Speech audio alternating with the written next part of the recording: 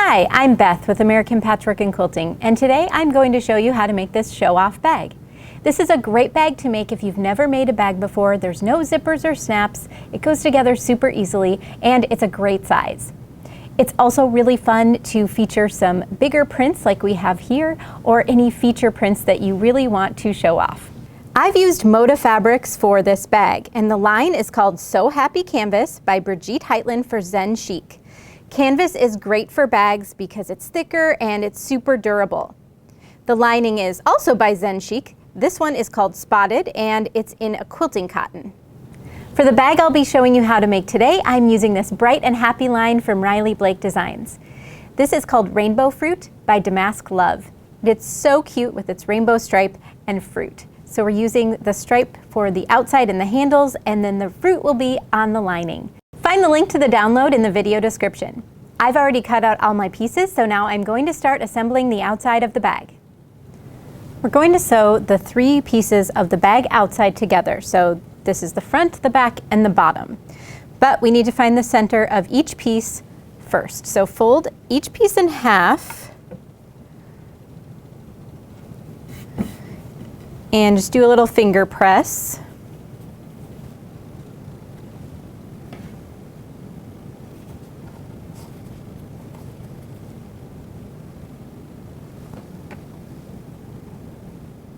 Once you have those folds, you can just align the folds and then sew the front to the bottom, then open it up, align the folds again, and sew the back to the bottom with a 1/4 inch seam. I've sewn the outside of my bag together, and now I have this kind of eye-shaped piece.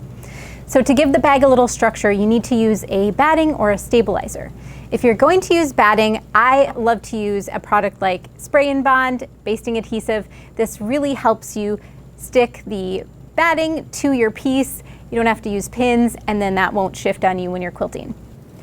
I wanted to avoid basting altogether, so I'm using this great product from Heat and Bond called Fusible Interfacing.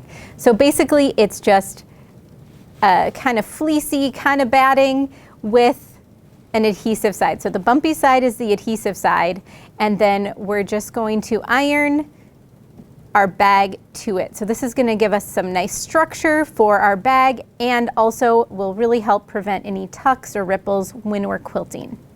So always follow the package instructions on your product, but this is a high heat, no steam, and you want to use a pressing cloth. If you don't use a pressing cloth, you could get a little bit of glue on your iron, and you don't want to do that. So always cover with a pressing cloth, and then you're just going to put it down in a section, hold for 10 to 15 seconds, and then pick it up and move it to another spot, and then kind of overlap that spot with the previous one. And you just do this for the entire piece. This is a great project to practice some quilting on. So I'm gonna do a little bit of straight line, but you could also try some free motion on it. It's a nice size to be able to maneuver in your domestic machine. So I'm going to accent this fabric by doing diagonal lines between the colored lines. So I've turned on my laser light on my machine, so this will help guide me and keep me straight on those diagonal lines. And then we always recommend a walking foot for quilting. This helps feed the layers through evenly. The nice thing about this Husqvarna Viking Epic 95Q is it's built right in. So this is their integrated dual feed foot, and you just pull it down and attach it to the back of the foot, and then that's going to help feed your fabric through evenly. So it's great for quilting and also working with some tricky fabrics too. So let's get to quilting. I always recommend starting in the middle and working your way out. That will help with any puckers. If you have any puckers, then you can work them to the outside and you won't get stuck with one in the middle of your project.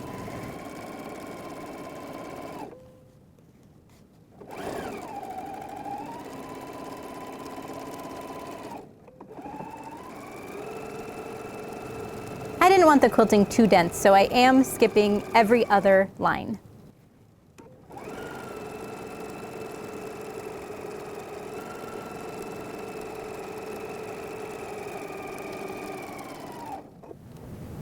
I finished quilting my bag and trimmed it to the fabric edges. Now it's time to make the handles. So take your 4-inch strip and fold it in half and press. Then open it up and fold toward the center and press. And do that on both sides. And then fold in half one more time. And that gives you a 1-inch wide handle that's 4 fabric thicknesses thick. Top stitch along both long edges of the handles to complete them.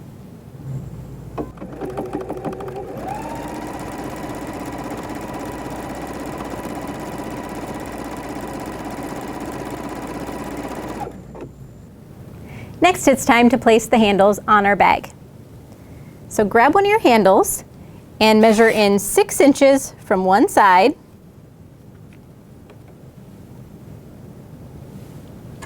And clip or pin that in place. And then do the same thing on the other side. Measure in 6 inches and place that handle. And just make sure you don't get your handle twisted when you do this. And then you'll do that on the other end of the bag as well. Baste the handle in place using a longer stitch length and just try to keep that within the 1/4-inch seam allowance.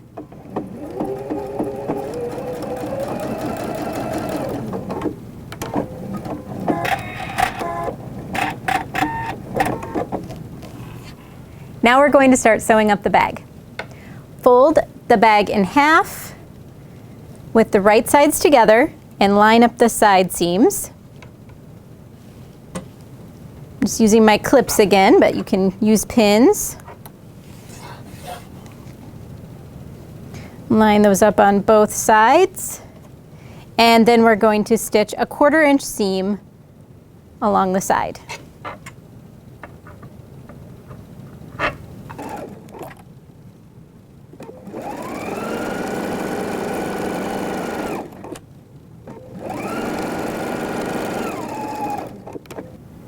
To give the bag its depth, we're boxing the corners. So this is why we have this notch cut out of our bag. So you want to grab each kind of corner and pull in opposite directions, and that flattens your bag out, and that's going to allow you to stitch along the edge here and make that box. So you can see once you have those corners boxed, it stands up on its own, and now you can turn it right side out. I've got my lining folded in half, and now I'm going to stitch up the sides. I do need to leave a 5-inch opening on one side for turning, so I just like to give myself a little marks so I don't forget and sew that whole thing closed.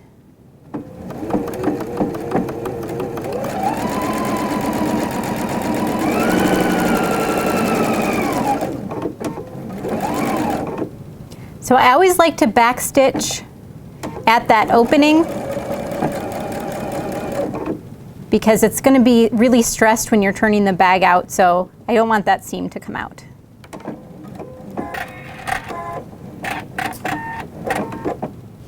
Now we're going to box the corners of the lining. Because we don't have that notch cut out in this one, we have to do this a little differently. So grab either side of the lining and pull away from each other. So you're going to get a little triangle, and then you want to line up the fold in the bottom with the seam. Okay, so once you've flattened that out, you'll have a little triangle here, and what we're going to do is measure 3 inches down from the top, and then it's a 6-inch line across. So I have a ruler with a 45-degree line, which is really helpful to be able to line that up with one of the sides.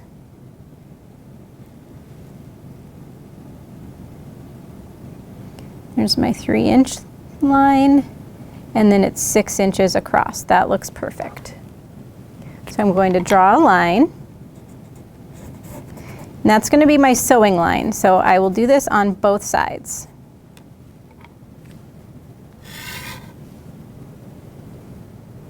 Once you've sewn on the line, trim the excess off leave a 1/4 inch seam, and then leave it wrong side out. Now, here's kind of the weird part, but we're going to put the bag inside the lining. So we've got our bag right side out, and that goes inside the lining, which is wrong side out. So we have right sides together.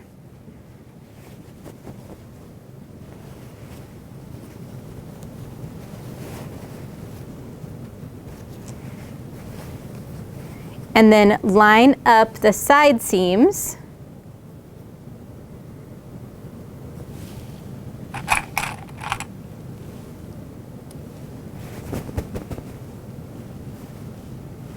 And then you'll just line up the raw edges all the way around and pin or clip to hold those in place, and make sure the handles are tucked inside the lining.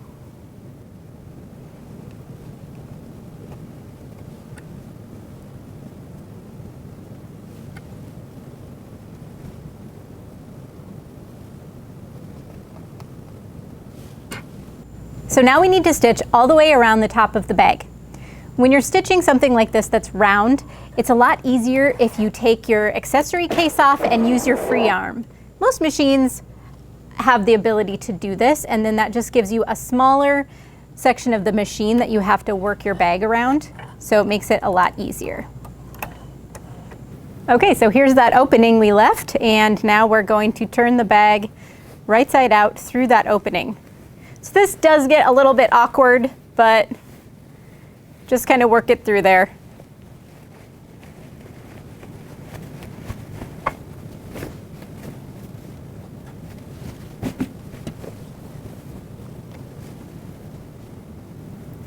Then you can hand stitch or machine stitch this opening closed, and then tuck the lining inside the bag, and then give it a nice press along the top, and we'll top stitch along the edge to complete the bag.